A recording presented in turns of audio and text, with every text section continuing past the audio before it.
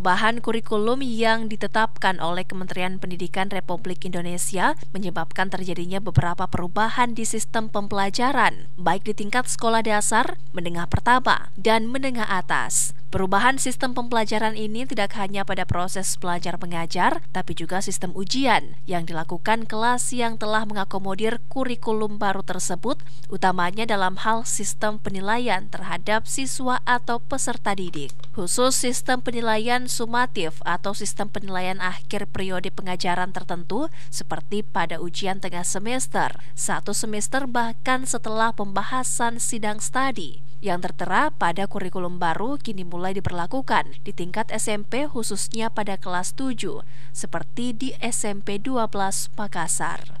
Penilaian summatif dijadikan sebagai rekaman pencapaian keseluruhan siswa secara sistematis, serta berpengaruh terhadap prestasi akademik siswa di kelas, kenaikan kelas, dan kelulusan. Perbedaan pokoknya kurang lebih seperti ini.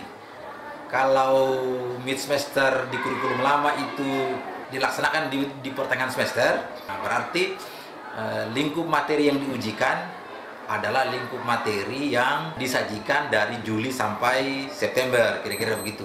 Nah, kalau di kurikulum Merdeka, evaluasi atau penilaian itu dilakukan secara simultan, ya, jadi secara terus-menerus.